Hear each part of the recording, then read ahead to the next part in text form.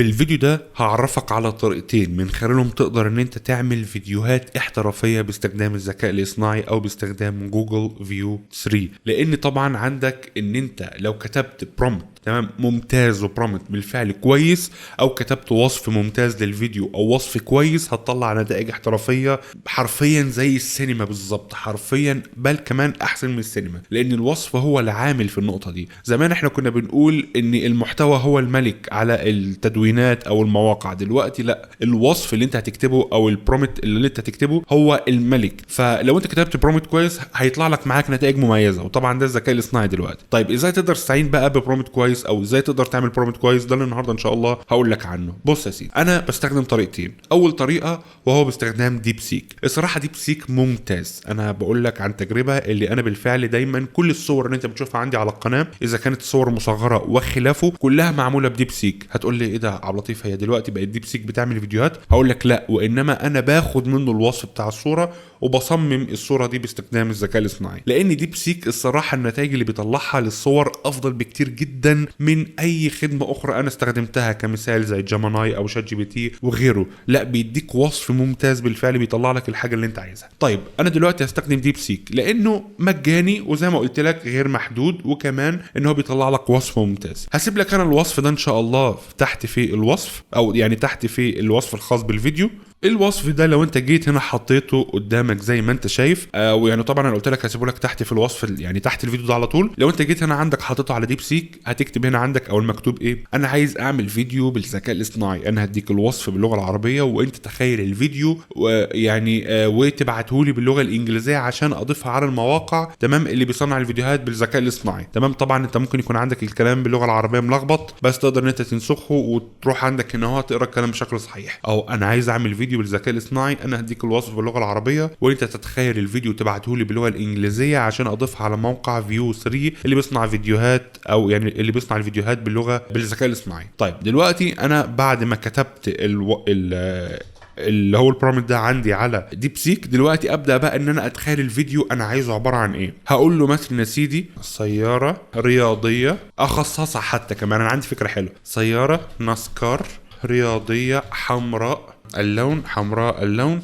مع خطوط صفراء في المنتصف، مرسوم على السيارة نقول مثلا قطة باللون الأسود زي الظل مثلا. وهقول له السيارة يعني تسير على الماء وإطارات السيارة تشتعل فيها النار. حلو قوي، ده اللي انا عايزه. دلوقتي طبعا لو في عندي اي اخطاءات املائيه تمام اقدر ان انا اعدلها عندي بالمنظر ده. هو اغلبها ما بيكونش اصلا يعني اخطاء، وانما بيكون عباره عن بس الهمزه المسافه الكلام ده كله يعني. طيب دلوقتي اقوم مديله الوصف وهو اوتوماتيك هيبدا ان هو بالفعل يكتب لي الوصف باللغه الانجليزيه بالطريقه اللي انا اقدر انسخها واحطها عندي على جوجل. طيب فانا انتظر لحد ما يخلص. زي ما انت شايف ان هو بالفعل ضاف لي الوصف. في بعض الاحيان ممكن يكون الوصف جايب لك ارقام 1 2 3 تمام، هتقول له لا انت اعملها لي على هيئه فقره تمام، يعني لازم تكون فقره بالشكل ده عشان هيسهل عليك الدنيا تمام. اقوم جاي ناسخ واقوم دلوقتي رايح عندي على اللي هو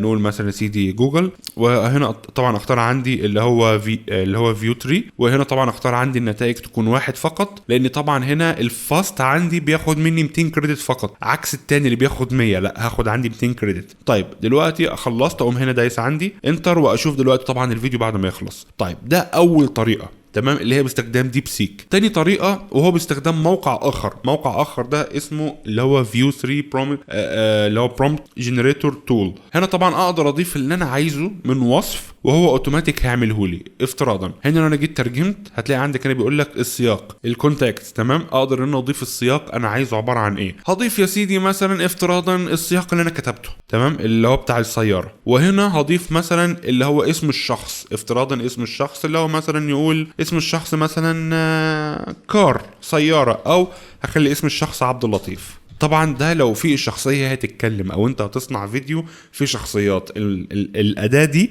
هتكون افضل بالنسبة لشخص بيتكلم. فعموما خلينا دلوقتي ايه اشوف بس الفيديو الاول اللي انا صنعته. زي ما انت شايف الفيديو اللي عمله ديب سيك، خلينا دلوقتي نشغله.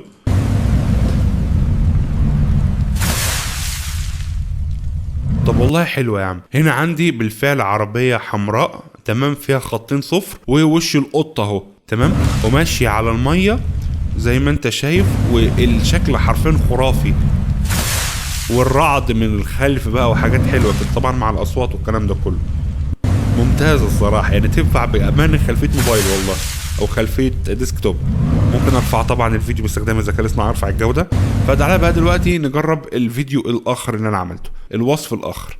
زي ما انت شايف، رجل يجلس على الجليد ويرتدي ملابس صيفيه، وخلفه اهرامات الجيزه مغطاه بالثلج، ويشرب شاي اسود مصري. اجي انسخ دلوقتي الوصف ده واحطه عندي هنا اهو. اسم الشخص ده يا سيدي عبد اللطيف سعيد. هنا طبعا اقدر ان انا اترجم حتى الكلام. وصف الشخصيه مثلا اقول يا سيدي رجل شاب في 30 من عمره، لونه قمحي، مش هقول بني يعني قمحي، لون قمحي، معرفش صراحة اللون القمحي او درجة لوني انا ايه معرفش يعني، بس تمام لونه قمحي، وشعره قصير، ويرتدي نظارة طبية بنية، ولديه أنف كبير. أتمنى يطلع شكلي.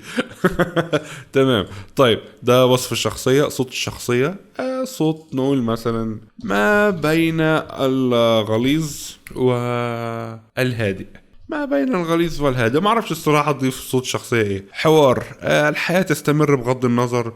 هقول له مثلا يا سيدي الجو هادي خالص، والدنيا هس هس، وانا وانت يا حبيبي ونجوم الليل وبس. ما اعرفش الصراحه الحوار اللي جه في دماغي. تمام. طيب اقوم حاطه هنا اهو، وطبعا هنا بيقول لي الصوت مثلا اقول له يا سيدي صوت ابواق دائرات بتاعي، لا صوت مثلا هنا صوت رياح وبروده. تمام حلو قوي. دلوقتي اقوم حاطه، ودلوقتي اقول له اعمل الفيديو. طبعا هو دلوقتي يبدا ان هو يعمل الفيديو زي ما انت شايف. انا مش عارف ليه الصراحه هو ضافها لي باللغه العربيه، حقيقه انا ما اعرفش ليه. طيب انا ما ضفتش اي حاجه هنا باللغه العربيه. تمام. عموما في حاجه اخرى، لو انت حبيت ان انت تضيف شخصيه اخرى هتيجي هنا عندك هنا اهو، هتضيف هنا هيظهر عندك ان انت تقدر تضيف شخصيه اخرى وشخصيه اخرى وهكذا، تقدر تضيف الشخصيات اللي انت عايزهم. بس انا طبعا هكتفي بشخصيه واحده فقط، وانا ما اعرفش الصراحه ليه هو يعني حقيقي اداني النص باللغه العربيه رغم ان انا ما كتبش باللغه العربيه، ما اعرفش ليه الحقيقه. بس ماشي. دلوقتي هنسخ عندي النص وهاجي هنا عندي بالشكل ده، وابدا ان انا احطه زي ما هو كده، ما اعملش على اي حاجه. تمام. ابدا طبعا انا اظبط كل حاجه عندي تاني اللي هو زي الموديل والفيديو والكلام ده كله، وابدا اعمل صور للفيديو وانتظر دلوقتي لحد ما يخلص. زي ما انت شايف ان هو دلوقتي بالفعل عملها لي في مكان تلجي والكلام من ده. الجو هادي جدا، الدنيا هاديه، ومفيش الا انا وانت يا حبيبتي ونجوم الليل وبس. الجو هادي جدا، الدنيا هاديه.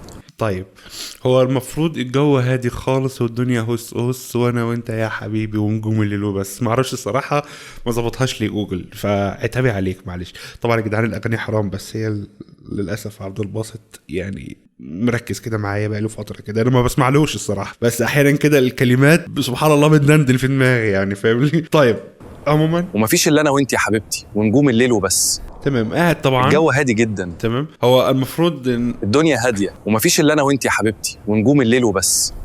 تمام. عموما هو الفيديو مقبول يعني. طب عموما انت عرفت ازاي دلوقتي تقدر ان انت تعمل فيديوهين احترافيين. طبعا انا هنا عملت بالفعل فيديو اخر قبل كده قبل ده برضو باستخدام الموقع اللي انا عامل عليه اخر فيديو، وحرفيا عبارة عن ناسكار وحاجة احترافية جدا زي ما انت شايف. ده الفيديو اللي كان قبل ده، فاهمني. بس طبعا انا يعني حبيت ان انا اهبل فيه شويه واضيف عليه شويه حاجات. اشتراك في قناه عبد اللطيف سعيد. ما عجبنيش قوي الصراحه، بس الناسكار الصراحه بص انا قلت له عايز مشهد سينمائي، وبالفعل اللي كان يكون الكاميرا تبدا من اول الشخص يكون داخل السياره بالخوذه وكل ده، اشتراك والعربيه بالفعل تكون ماشيه ناحيتك او ناحيه الكاميرا، في قناه والكاميرا عبد بتمشي مع اللطيف السياره. سعيد. تمام.